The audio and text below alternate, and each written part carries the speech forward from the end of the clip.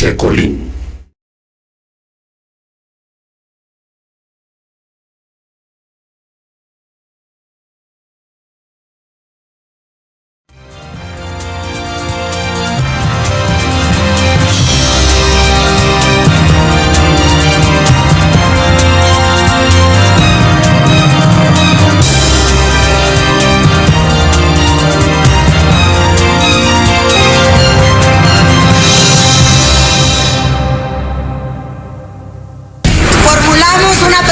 Llamado al gobierno de la República para que repare de inmediato estas desviaciones y haga respetar la voluntad ciudadana.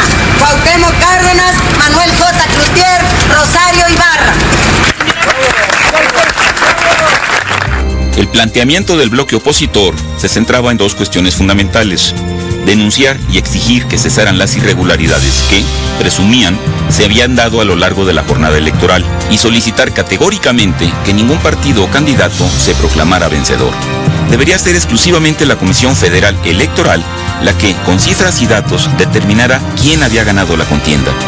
La presencia de los tres candidatos de la oposición en la Secretaría de Gobernación causó sorpresa y desconcierto.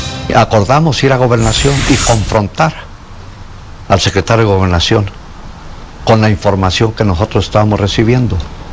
No fue fácil el llegar, estaban cerradas las puertas de la Secretaría, y ahí pues Cloutier dijo: déjenme, recuerden que yo fui jugador de fútbol, síganme. Y entonces nos agrupamos ahí y nos lanzamos contra la puerta. Pues tuvieron que abrirla, y nos recibió un Bartlett desencajado, porque allí, y fue precisamente, habíamos acordado eso, que doña Rosario hiciera el planteamiento que llevábamos. Repito, estaba desencajado porque nunca esperaban una reacción conjunta de las demás fuerzas políticas. Previamente, a iniciativa de Manuel Cloutier, se habían reunido alrededor de las 6 de la tarde en el departamento de Luis H. Álvarez, Cuauhtémoc Cárdenas, Porfirio Muñoz Ledo, Carlos Castillo Peraza, Luis Felipe Bravo y el propio Cloutier. El propósito era intercambiar información, adoptar una postura conjunta y apersonarse en la Secretaría de Gobernación. Allí, en el departamento de Luis H. Álvarez, acordaron que Castillo Peraza y Muñoz Ledo redactaran un documento. Mientras eso ocurría, en la Secretaría de Gobernación se había callado el sistema. Las terminales que se habían puesto al servicio de cada uno de los partidos para que tuvieran acceso inmediato a la información proveniente de 300 distritos electorales habían dejado de funcionar. Diego Fernández de Ceballos lo constató sin darle, al principio, mayor importancia. Yo creo que lo cierto, a mi modo de ver, es que empezaron a fluir muchos datos de zonas preferentemente favorables a Cárdenas, y empezó a alarmarse el gobierno a través de la Secretaría de Gobernación, del que era titular en ese tiempo Manuel Bartlett, y prefirieron que no siguiera fluyendo una información que después pudiera parecer social o políticamente irreversible, pero dieron como resultado el detener la información, y hubo un momento en que, al ser yo informado de que ya no estaban fluyendo esos datos, reclamé al secretario de Gobernación diciéndole: se cayó el sistema, pero por fortuna es del verbo callar y no caer, hágalo usted hablar. Fue una frase muy ingeniosa del senador Diego Fernández de Ceballos, y como él dijo, se cayó, pero no del verbo caerse, sino del verbo callar. Y la diferencia, aunque sutil, es importante. Efectivamente, como usted dice, se ofreció que iba a haber una computadora que diera en una pantalla datos oportunos, y las casillas empezaron a fluir muy despacio, y la computadora dejó de dar información, y por eso, como dijeron, se cayó, de callarse. Pero la información seguía fluyendo de cada una de las casillas, pues se instalaron alrededor de 55,000 casillas, y en ellas había representantes, sí, del PRI, pero también del PAN y del entonces llamado FDN, que había postulado al ingeniero Cárdenas, y conforme se iban terminando los cómputos, fluía la información. Pero no pasó mucho tiempo para que el representante del PAN, ante el Registro Federal de Electores, se percatara que en realidad la computadora había sido desconectada. Ahí nos avisan, precisamente José Antonio Gómez Urquiza, de que a los pocos minutos de que se empezó a llegar los resultados, desconectaron el sistema. Entonces resulta que me platica José Antonio Gómez Urquiza que estaban ellos recibiendo la información y que veían que era cuentagotas. Entonces ellos se metían a la primera pantalla, por así decirlo, y veía que había más resultados que lo que originalmente nada más tenían derecho de ver. Cuando alguien en el Registro Federal de Electores vio que se estaban metiendo en esa doble pantalla, pues el sistema se cayó. O sea, lo desconectaron, entonces nos avisaron que no había información. A partir de ese momento, la desconfianza y la irritación del bloque opositor se multiplica. El secretario de Gobernación explica que la caída se dio por saturación de las líneas telefónicas, pero nadie le cree. Manuel Bartlett se sostiene y reafirma que el sistema sigue funcionando. Para aplacar las sospechas y dar una explicación satisfactoria, al filo de la medianoche, Bartlett instruye al subsecretario de Gobernación, Fernando Elías Calles, para que conduzca a los representantes de los partidos al salón donde se encuentra instalada la computadora y el sistema de recolección de datos. Lo que allí se encuentra es un sistema sofisticado funcionando perfectamente. Pero los tropiezos de la Secretaría de Gobernación no terminaron allí.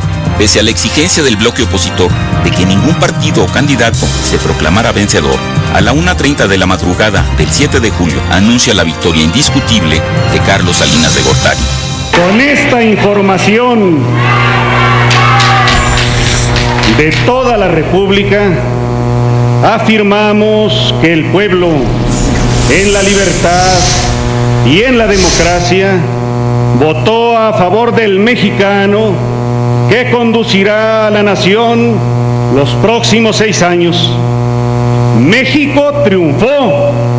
México dio la victoria a Carlos Salinas de Gortari.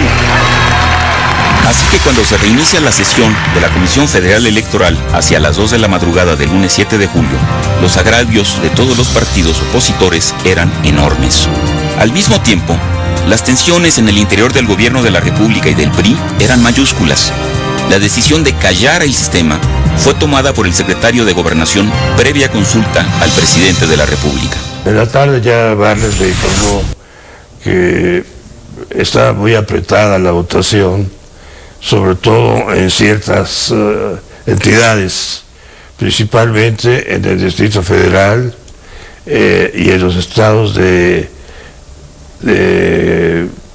Michoacán y de Morelos. ¿Y usted le da alguna indicación, o el secretario de Gobernación le pide alguna indicación de qué hacer con esta información? ¿Es que hay que darla o hay que retenerla o qué hay que hacer con ella? El secretario de Gobernación me propuso que nos esperáramos a que llegaran todos los votos, porque él esperaba que al llegar todos ya se iba a componer la situación. Miguel de la Madrid ha externado que su temor era que las cifras iniciales dieran la impresión que la ventaja de Cárdenas sería irreversible. De ahí la decisión de callar el sistema. Pero los efectos que eso tuvo sobre la credibilidad del proceso electoral y de la Secretaría de Gobernación fueron mortales. El otro dilema que generaba tensiones al interior del gobierno y del PRI era si debía respetarse la exigencia del bloque opositor de que nadie se proclamara vencedor. Carlos Salinas de Gortari asumió este compromiso y contra la tradición guardó silencio esa noche. Sí, así fue. Salinas pensó que hasta que no estuviera toda la votación, él no podía declararse triunfador. Pero a contrapunto, Jorge de la Vega Domínguez, presidente del PRI, sostenía que si no se reclamaba inmediatamente la victoria, la gente supondría que la oposición habría triunfado. Por eso, en medio de las tensiones, de la Vega proclamó la victoria en el más viejo estilo priista. Con absoluta limpieza y respeto a la voluntad popular, sustentamos en información fehaciente el triunfo de nuestro candidato presidencial. Finalmente, Carlos Salinas de Gortari no espera hasta que la Comisión Federal Electoral concluya el cómputo de los votos. El mismo lunes 7 de julio a las 2:30 de la tarde proclama su victoria. Pero a diferencia del tono tradicional de Jorge de la Vega, se refiere al fin de una época y adopta un tono conciliador. La realidad política de la nación y con la cual habremos de convivir de manera armónica gozan. Esta expresión de pluralidad es una muestra del avance democrático de México y así lo reconozco. Termina la época de partido prácticamente único y entramos ahora en una nueva etapa política en la vida del país. Si usted recuerda, Jaime, al hacer este anuncio yo agregué una afirmación adicional y dije, ha terminado la época de partido prácticamente único. Es decir, mi convicción era reconocer que iniciábamos la época de la franca competencia electoral. Teníamos que reconocer que el PRI, que en los no 71 años de existencia, porque fueron muchos PRIs a lo largo de esos años, pero en ese periodo entre la fundación en 1929 y la elección de 1988, había ganado todas las elecciones de presidente de la República, todas las de gobernadores, prácticamente todas las de diputados y senadores, y la inmensa mayoría de presidentes municipales y de funcionarios locales. Así que era el momento de reconocer, Jaime, que México había cambiado. El lenguaje y el tono del candidato del PRI a la presidencia de la República terminarían por tener efecto sobre la oposición. Pero es un hecho que la proclamación de su victoria el lunes 7 de julio tensó aún más las relaciones con las oposiciones.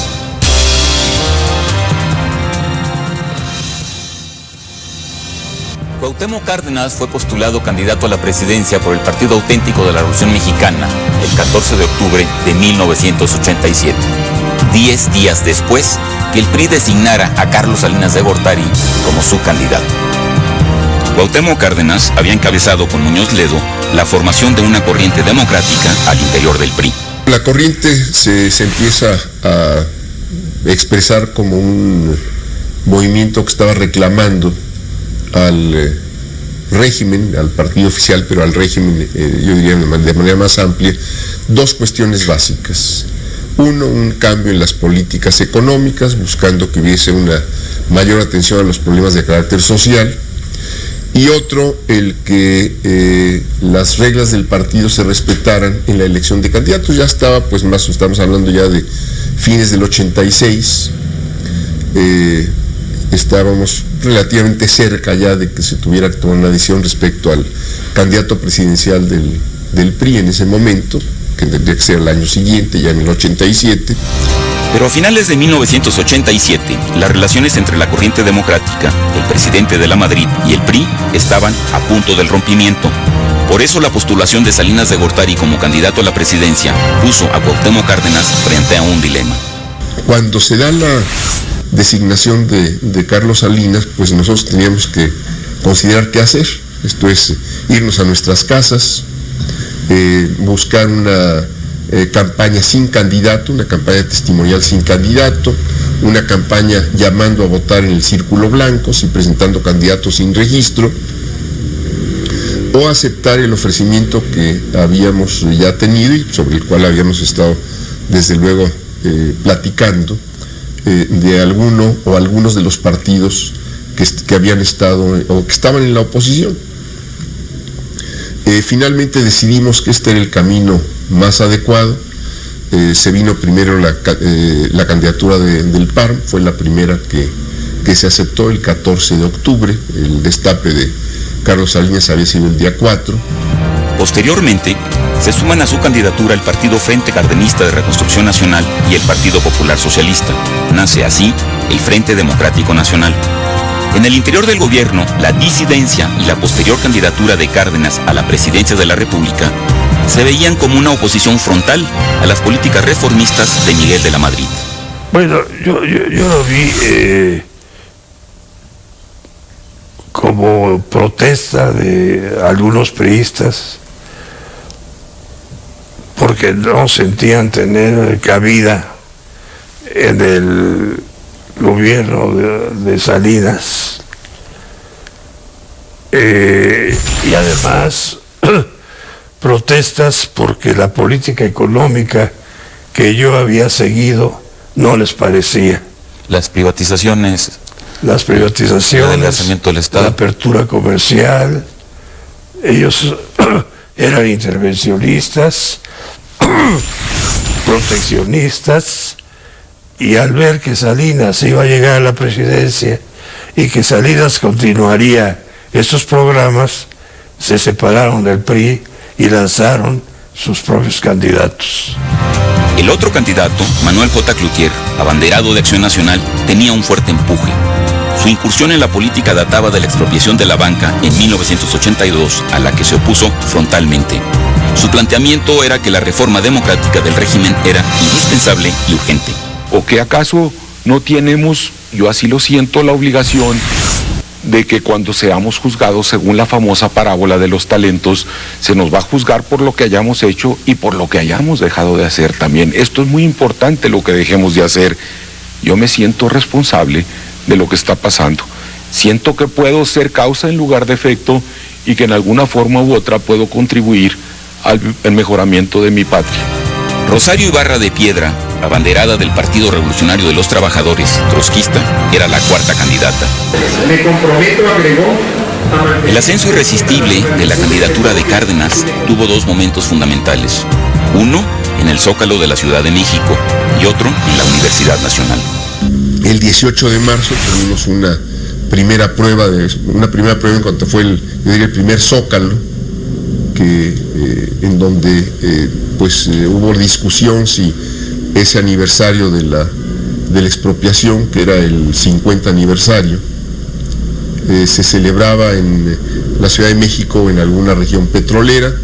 Finalmente dijimos, pues habrá que correr el riesgo y se hace en el Zócalo. Fue una concentración ya muy muy importante que no se creía que se pudiera dar a convocatoria del Frente Democrático. Después vino lo de Ciudad Universitaria, que yo considero fue el acto más cualitativamente más importante de la campaña, porque representó el apoyo a la propuesta del Frente Democrático Nacional de la gente pensante del país. En realidad esa fue la característica que tuvo el mitin de Ciudad Universitaria, que fue por ahí del 26 de mayo, y bueno, ya de ahí en adelante estaba la elección ya a la vista, ¿no? El contexto de la campaña por la presidencia de la República era adverso al PRI por varias razones. Primero, porque durante el gobierno de Miguel de la Madrid, la población había resentido un ajuste muy fuerte en su nivel de vida. Yo se lo atribuyo principalmente a los efectos de la crisis económica que estuvimos soportando desde 1982 y que se prolongaron por muchísimos años. Pero además, a finales de 1987, se produjo una severa crisis en los Estados Unidos que repercutió directamente en México. No olvidemos que a mí me postulan el 4 de octubre y es una campaña que arranca muy bien, pero a las pocas semanas en Nueva York viene el crack de la bolsa, un desplome en que en un solo día caen las acciones más de 20%. Esto se transmina a México. Hay un desplome de nuestra bolsa y después un mal manejo interno provoca que no solo se desplome la bolsa, sino que venga una macro devaluación en noviembre de 87. Y hoy estoy en campaña y me encuentro con que el peso se devalúa estrepitosamente, y para enfrentar esta circunstancia, en diciembre el gobierno tiene que poner un programa económico de emergencia. ¿Y en qué consistió el programa? En que había que hacer un aumento exorbitado de precios para poder comprimir después. La gasolina aumentó 85%, el pan y la leche más de 80%, la electricidad casi 90%, y también el gas de consumo popular. La tortilla casi duplicó su precio. Adicionalmente, los efectos del sismo del 19 de septiembre de 1985 fueron determinantes. Para mí el quiebre social es el terremoto de 1985, cuando el gobierno de la Madrid es incapaz de aplicar ni el plan A ni el plan B, uno era con ejército, otro sin ejército, frente al desastre. Entonces la población sale a hacer frente y a organizar todo, jóvenes, mujeres. Yo digo que es el día de la rebelión ciudadana en la capital, y de ahí se genera una conciencia política distinta. A todo lo anterior, habría que agregar los factores estructurales. México se había transformado en una sociedad predominantemente urbana e industrializada. La nueva estructura social y económica no cabía ya en un solo partido. Amén que las políticas de Miguel de la Madrid habían fracturado al Partido Revolucionario Institucional. Cárdenas y Muñoz Ledo expresaban abiertamente el malestar que otros priistas rumiaban en silencio. En consecuencia, la sucesión al interior del PRI giraba en torno a la continuidad o ruptura de las reformas económicas que venía impulsando Miguel de la Madrid. Importaba, por lo tanto, quién sería el candidato. Y entre todos los precandidatos, Salinas de Gortari era, sin duda, el que tenía el perfil continuista. Bueno, usted lo ha relatado por ahí, pero efectivamente hubo alguna declaración o alguna señal clara de parte de la corriente democrática de que el único candidato que no podría ser y que era inadmisible para ellos era justamente Salinas de Gortari, que cualquier otro hubiera sido, en otro caso hubiera sido factible una negociación. Solamente Salinas era inadmisible. Esa fue la realidad, sí. ¿Así se lo dijeron? Sí. Salinas no. Sí. Eso es lo que Porfirio Muñoz Ledo le señala con toda claridad al presidente de la Madrid. Yo creo que ese es su candidato para continuar en la apertura neoliberal y conozco la manera de pensar. No debe extrañar, en consecuencia, que haya habido sectores del PRI que jugaron un doble juego. El gobierno, entre sus torpezas, rompió lanzas contra el gobernador, el candidato del PRI, a sucederlo. Le echó la caballería, en fin, hubo lo que quieras, se creó una situación de ruptura interna dentro de Michoacán, con lo cual muchos sectores políticos de Michoacán, lo que se puede llamar el cardenismo histórico, funcionarios, alcaldes, asesores, miembros del gobierno, entonces quedó muchísima gente, ¿sí?, que estaba ya confrontada.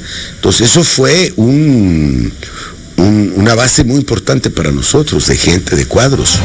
Todos esos factores hicieron que la elección de 1988 haya sido extremadamente competida. Además, que las candidaturas de Manuel J. Cloutier y Cuauhtémoc Cárdenas fueron particularmente atractivas. Se cumplió así una de las premoniciones de Octavio Paz. Y me acuerdo, Octavio Paz, porque Octavio, en una de sus entrevistas, cosa que él y yo hablamos mucho, decía: México se va a democratizar cuando el PRI se parta en dos.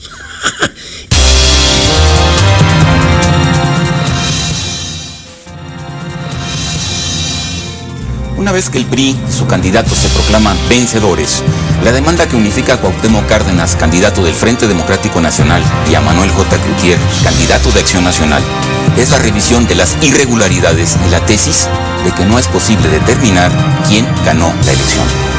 El objetivo que se plantean es doble: limpiar la elección o, en su caso, anularla e ir a nuevos comicios. Pero de lo que sí estábamos convencidos era de que Salinas de Gortari no había llegado a través de normas cabalmente democráticas, respetuosas del voto popular emitido.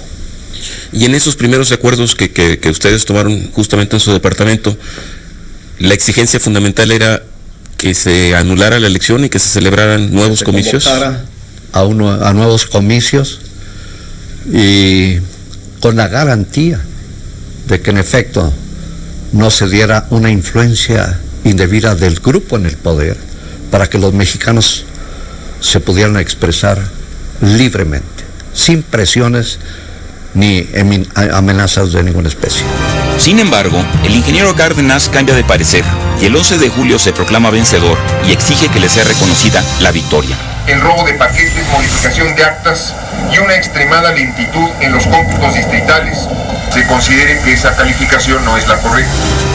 Se rompe así la unidad del bloque opositor y cada uno de los candidatos y de las fuerzas políticas adopta su propia estrategia. Sí, exactamente. En ese momento. En ese momento se rompe porque se había dicho de que nadie se proclamara, y el ingeniero Cárdenas: en estos datos yo me declaro ganador. Entonces dijimos, bueno, habíamos acordado de que nadie se declarara hasta que eso se limpiara, se supiera exactamente cómo acordar. Así fue. Manuel J. Cloutier y el Partido Acción Nacional inician un movimiento de resistencia civil que arranca el 10 de julio. Habrá pues, amigos míos, que reordenar el desorden. Ese es el objeto de la resistencia civil, el volver al orden lo que el gobierno ha desordenado. Cuauhtémoc Cárdenas y el Frente Democrático Nacional inician por su cuenta una serie de movilizaciones. El 16 de julio llenan el Zócalo de la Ciudad de México exigiendo el reconocimiento de su victoria. ¡No queremos a Salinas! La Comisión Federal Electoral hace públicos los resultados oficiales el 13 de julio. Dicha votación queda de la siguiente manera. Manuel J. Cloutier, 3.267.159 con el 17.07%.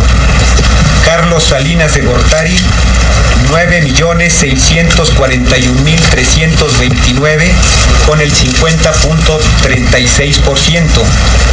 Cuauhtémoc Cárdenas, 5.956.988 con el 31.12%. Gumersindo Magaña, 199.484 con el 1.04%.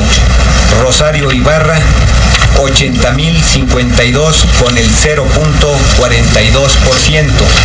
A partir de ese momento, las estrategias de Cárdenas y Cloutier empiezan a diferenciarse de manera aún más tajante. El tono y el discurso de Cárdenas se tornan más fuertes y radicales.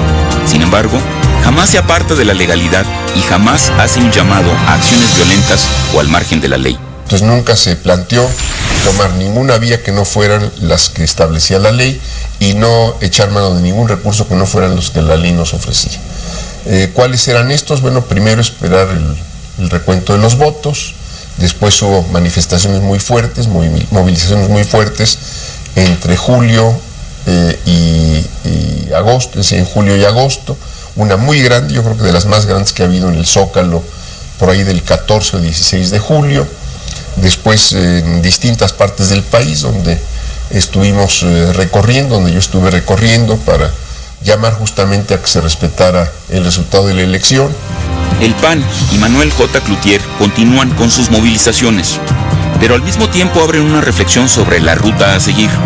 La estrategia adoptada por Acción Nacional se resume en una doble tesis: ilegitimidad de origen, legitimidad secundaria.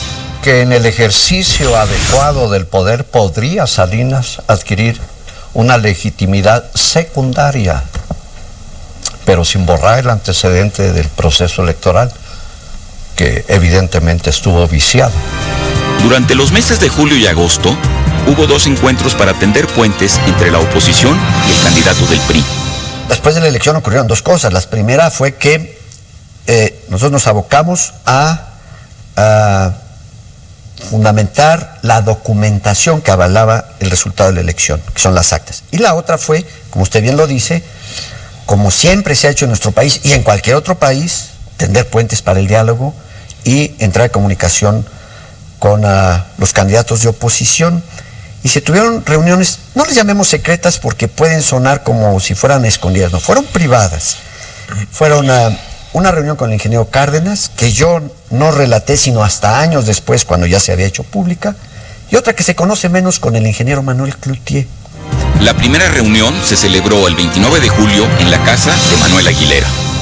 Con motivo de los resultados controversiales en las elecciones de julio de ese año, un amigo mío que ya murió, Jorge Rosillo, y yo nos propusimos buscar una mediación entre Salinas y Cárdenas.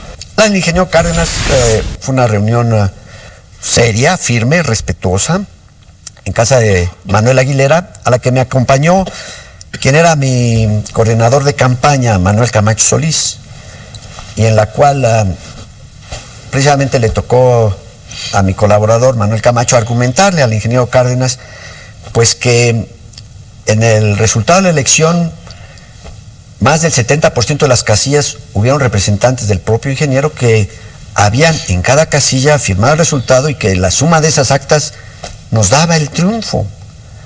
El ingeniero externó sus señalamientos, sus reclamos, y La conversación terminó en un tono respetuoso, firme de ambas partes, y permitió que se estableciera un mecanismo de comunicación. Cuauhtémoc Cárdenas resume en sus memorias sobre mis pasos el resultado de ese encuentro. Finalmente, dice, convinimos en que para diseñar y llevar a cabo el muestreo de las 1000 casillas o las que se determinaran, se reunirían, por parte de Salinas de Gortari, Manuel Camacho, y en mi representación, Antonio Ortiz y Roberto Robles. Días después, efectivamente se reunieron, añade Cuauhtémoc Cárdenas, sin llegar a acuerdo o resultado alguno. La segunda reunión ocurrió en el departamento del empresario Juan Sánchez Navarro. En esa ocasión estuvieron presentes Manuel J. Cloutier, Luis H. Álvarez, Carlos Salinas de Gortari y Manuel Camacho. Y fue de ahí que se hace la reunión en casa de don Juan Sánchez Navarro, en la que la preparamos don Luis, el ingeniero y yo.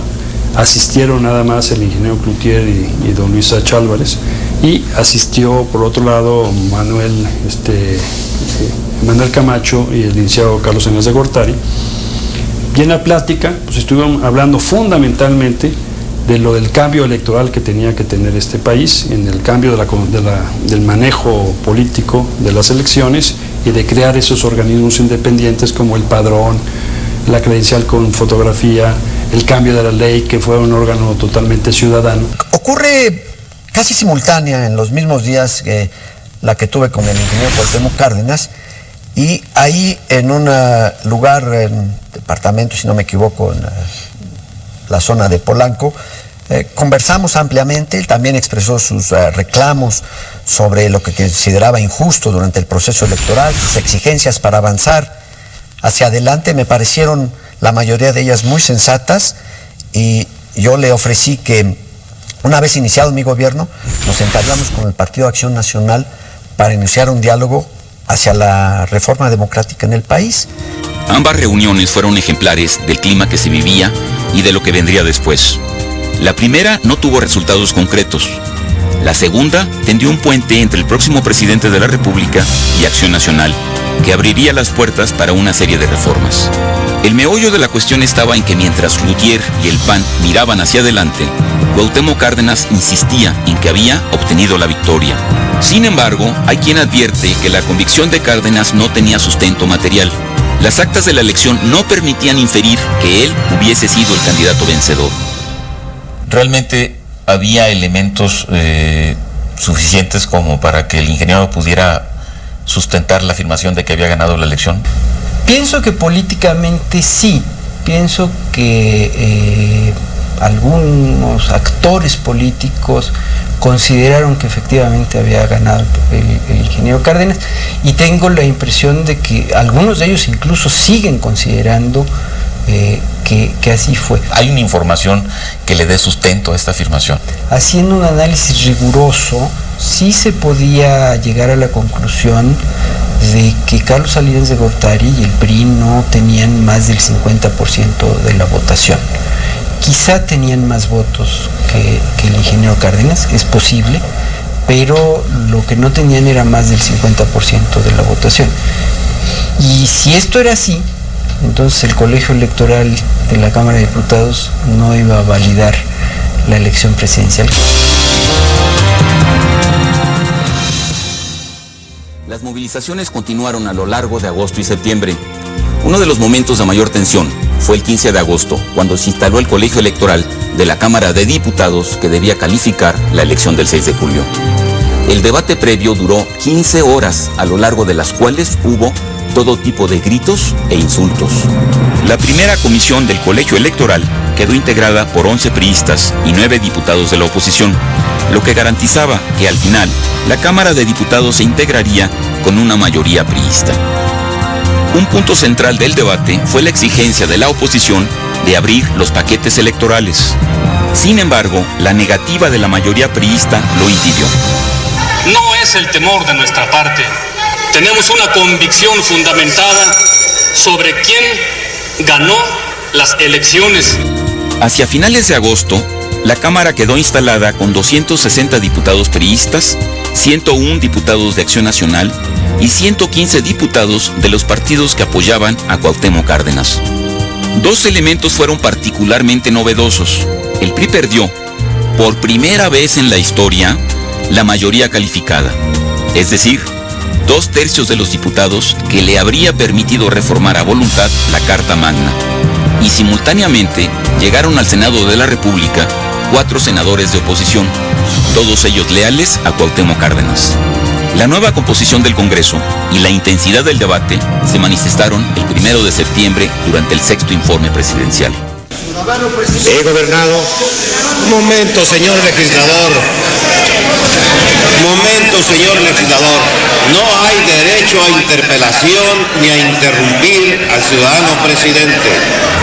El derecho que nos asiste para interpelar es constitucional y por lo tanto indiscutible. Pero no quieren oír. La calificación de la elección presidencial fue el segundo momento de mayor tensión. Porque si los diputados no califican la elección presidencial, pues nos quedamos sin presidente de la República. Y quedarse sin presidente de la República, no había figuras, y creo que hasta la fecha no lo hay, que en caso de que no se declare triunfador el presidente, ¿quién queda como presidente? Porque no hay presidentes interinos, hay presidentes sustitutos ya en el cargo, pero no si se da este hecho. Entonces, eran momentos de tensión en 1988. Los 260 diputados del PRI enfrentaban a 240 diputados de las oposiciones. La Comisión de Gobernación, responsable de la calificación de los comicios presidenciales, quedó integrada por 21 opositores y 24 diputados priistas. El debate y las tensiones subieron de tono desde la instalación de la comisión el jueves 8 de septiembre a las 13:30 horas. En los días posteriores, los insultos fueron la regla. Finalmente, el viernes 9 de septiembre, inicia una sesión maratónica que culminaría el sábado a las 9 de la mañana con 263 votos a favor del dictamen y 85 votos en contra. Todos ellos de los panistas que no habían abandonado el salón de sesiones. La madrugada de ese día, los diputados que pertenecían al Frente Democrático Nacional abandonaron la Cámara, encabezados por Rafael Aguilar Talamantes, líder del partido Frente Cardenista de Reconstrucción Nacional. De cualquier manera, dijo el dirigente, ya sabemos cuál será el resultado. Carlos Salinas será declarado presidente por una mayoría de 262 votos. Válidas y legítimas las elecciones que para presidente de la República se llevaron a cabo en todo el territorio nacional el día 6 de julio de 1988. Es presidente constitucional de los Estados Unidos mexicanos para el periodo que comprende del 1 de diciembre de 1988 al día 30 de noviembre de 1994, el ciudadano Carlos Salinas de Gortari. 4 días después, Cuauhtémoc Cárdenas convocó a una manifestación en el Zócalo de la Ciudad de México, donde llamó al presidente electo, Salinas de Gortari, a renunciar y se pronunció por la construcción de un nuevo partido revolucionario. Trazó así lo que sería la estrategia de su partido durante el sexenio 1988-1994. ¡El pueblo votó! El Partido Acción Nacional, por su cuenta, hizo público el 16 de noviembre el documento Compromiso Nacional para la Legitimidad y la Democracia, donde asentaba que el nuevo gobierno podría adquirir una legitimidad secundaria fundada en acciones y hechos. Habría así la posibilidad de un diálogo con el nuevo presidente de la República para avanzar en una reforma democrática. De ese modo, se definieron dos grandes estrategias: la del neocardenismo, que jamás reconocería la legitimidad del nuevo gobierno, y la del Partido Acción Nacional, que tejió una serie de negociaciones para efectuar reformas de gran calado. Carlos Salinas de Gortari tomó posesión como presidente de la República el 1 de diciembre de 1988. Responsabilidades. Se trata de una tarea comprometida en la que todos tenemos que participar. Pido solidaridad para afirmar logros y acrecentarlos. Vamos a construir una sociedad donde demandas e inquietudes encuentren cauces para expresarse. Y al día siguiente se reunió con la plana mayor del PAN para emprender la reforma de la ley electoral. Cumplí mi palabra con él. Yo tomé posición el 1 de diciembre, el día 2 en Palacio Nacional, el pleno del Partido Acción Nacional, nos sentamos a dialogar sobre las bases de la transformación democrática del país y eso permitió los avances que vendrían posteriormente. A finales de 1989 se aprobó la primera reforma política pactada entre el PAN y el gobierno de Salinas de Gortari, que daría inicio a la transición democrática. Cuauhtémoc Cárdenas, por su parte, fundó el Partido de la Revolución Democrática el 5 de mayo de ese mismo año. No hay duda que el 6 de julio de 1988 la historia de México cambió.